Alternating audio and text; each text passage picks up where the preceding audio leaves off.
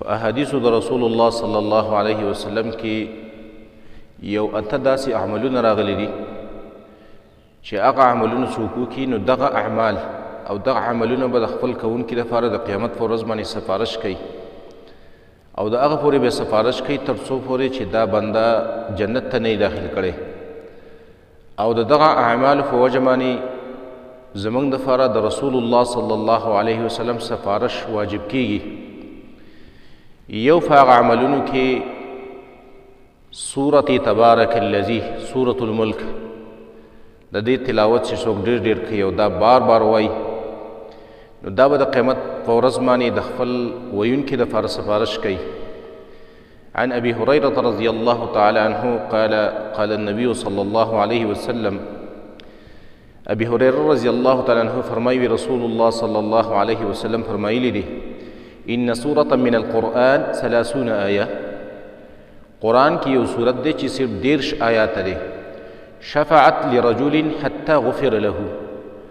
د خپل ویونکي دپاره به د هغه پورې سفارش کوي تر څو پورې چې دې بنده ته بخښنه نه شوي او وهي سورة تبارک الذي بيده الملک دا کوم سورت دی دا سورة تبارک الذي سورة الملک او دا حدیث امام ابو داود راوړی دی. دویم په اعمالو کې چې د خپل ویونکي دپاره به سفارش کوي هغه د اذان نه وروسته یو دعا راغلې ده. هغه دعا چې څوک وایي نو د هغې د وجې نه زموږ او ستاسو دپاره د رسول الله صلی الله علیه وسلم سفارش چې دی دا لازم کیږي واجب کیږي. وعن جابر رضی الله تعالی عنه ان النبي صلی الله علیه وسلم قال جابر رضی الله تعالی عنه فرمایي رسول الله صلی الله علیه وسلم فرمایلی دي من قال حين يسمع النداء څوک چې د اذان اواز واوري او د اذان نه وروسته بیا دا دعا وایي چې اللهم رب هذه الدعوة التامة والصلاة القائمة آت محمدا الوسيلة والفضيلة وابعثه مقاما محمودا الذي وعدته. دا دعا چې څوک وایي د اذان نه وروسته نه رسول الله صلی الله علیه وسلم فرمایي حلت له شفاعتي یوم القیامة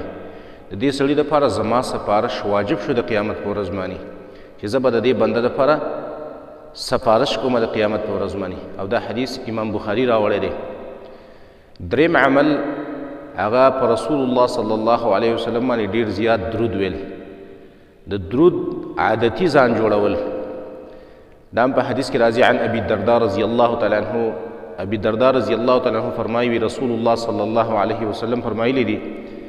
من صلى علي حين يصبح 10 څوک چې سحر په ما باندې لزل درود وایي وحين يمسي 10 او ماښام په ما باندې لزل درود وایي نو رسول الله صلی الله علیه وسلم فرمایي ادرکته شفاعتي یوم القیامه دې سړي زما سفارش را لاندې کو د قیامت په ورځ باندې یعنې دې سړي دپاره به زه قیامت په ورځ باندې سفارش کوم. امام طبراني دا حدیث راوړی دی. څلورم عمل د چا چې ماشومان وفات شي او دا په هغې باندې صبر وکړي یو بچی دی وفات شو یا دوه وفات شو یا درې وفات شو او ته په هغې باندې صبر وکړي نو دا به سبب ستا د سفارش شي ستا دپاره د قیامت په ورځ باندې او د دې د وجې نه به الله پاک تا جنت ته داخل کړي. دا هم په حدیث کې راځي عن انس رضی الله تعالی عنه قال رسول الله صلی الله علیه وسلم انس رضی الله تعالی عنه فرمایي رسول الله صلی الله علیه وسلم فرمایلی دي ما من مسلم يموت له 3 د کوم مسلمان چې 3 بچي مړه شي لم يبلغ الحنس او هغې بلوغ ته نه رسېدلي الا ادخله الله الجنه مگر دا سړی او دا مور او پلار به الله پاک جنت ته داخل کړي د وجې د رحمت د الله نه په دې بچو باندې الله چې کوم رحم کوي د هغې د وجې مې الله پاک دا مور او پلار هم جنت ته داخل کړي. په یو بل حدیث کې دو لفظ هم راغلی یو لفظ هم راغلی چې یو بچی د چا مړ شي یا دوه د چا مړ شي. یو زنانه تپوس کړی د رسول الله صلی الله علیه وسلم نه یو ماشوم دی ولې مړ نه شو او په هغې ته صبر وکړو دا به ستا دپاره د قیامت په ورځ باندې سفارشي شي او دا به تا جنت ته د دې په وجه باندې الله تا جنت ته داخلوي. پنځم عمل رسول الله صلی الله علیه وسلم فرمایي یو مؤمن بنده مړ شي او د هغه باندې د 100 پورې مؤمنان جنازه وکړي او د 100 پورې مؤمنان د هغه په جنازه باندې ودرېږي او د هغه په باره کې سفارش وکړي الله ته نو د دې سفارش هم الله پاک قبلوي. رسول الله صلی الله علیه وسلم فرمایي د عائشې رضی الله تعالی عنها په روایت باندې رسول الله صلی الله علیه وسلم فرمایي ما من میت یصلی علیه امة من المسلمین کوم مړي باندې چې د مسلمانانو یو جماعت جنازه وکړي یبلغون ان یکون 100 او سلو پورې دا کسان رسی سلو پورې کسان په جنازه باندې ودرېږي فیشفعون له د دې مړي دپاره الله ته سپارش وکړي چې الله دا معاف کړي د ده ګناهونه او لغزشات معاف کړي الا شفعوا فیه الله پاک د دې سلو کسانو سپارش چې دی الله پاک د دې بنده په باره کې الله قبول کړي په یو بل حدیث کې 40 کسان هم راغلي چې 40 کسان د چا دپاره د خیر ګویي ورکړي او د هغه دپاره سپارش وکړي د مؤمن بنده دپاره نو د هغې سپارش الله پاک قبلوي شپږم عمل لا اله الا الله ویل په اخلاص باندې دام سپارش ګرځي د قیامت په ورځ باندې د دې بنده او د دې ویونکي دپاره ابي هريره رضی الله تعالی عنه فرمایي ویل زه د رسول الله صلی الله علیه وسلم خواله رالم او د رسول الله صلی الله علیه وسلم نه مې تپوس وکړو چې من اسعد الناس بشفاعتک یوم القیامه یا رسول الله هغه نیکبخته خلق به څوک چې ستا سپارش ورته نصیب کیږي او ستا سپارش د هغې دپاره د قیامت په ورځ باندې داسې به څوک کم کسانی نو رسول الله صلی الله علیه وسلم ابي هريره رضی الله تعالی عنه ته وفرمایل وی زما په زړه کې دا وه چې د دې خبرې تپوس به م ستا نه علاوه بل څوک نه کوي ځکه ابي هريره رضی الله تعالی عنه ډېر حریص و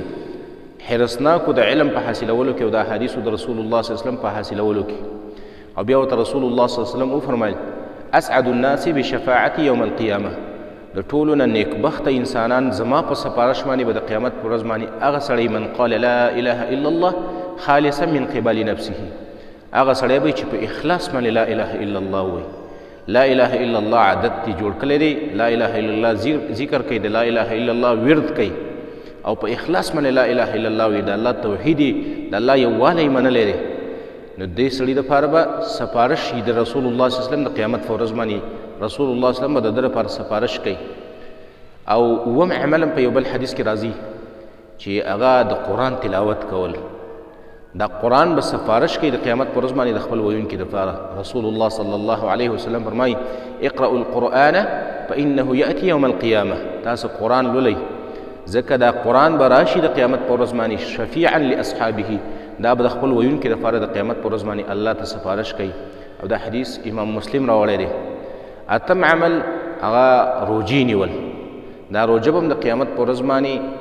د خپل دا چا چې روجه نیولې د ده لپاره به سفارش کوي حدیث کې راځي رسول الله صلی الله علیه وسلم فرمایي الصیام والقرآن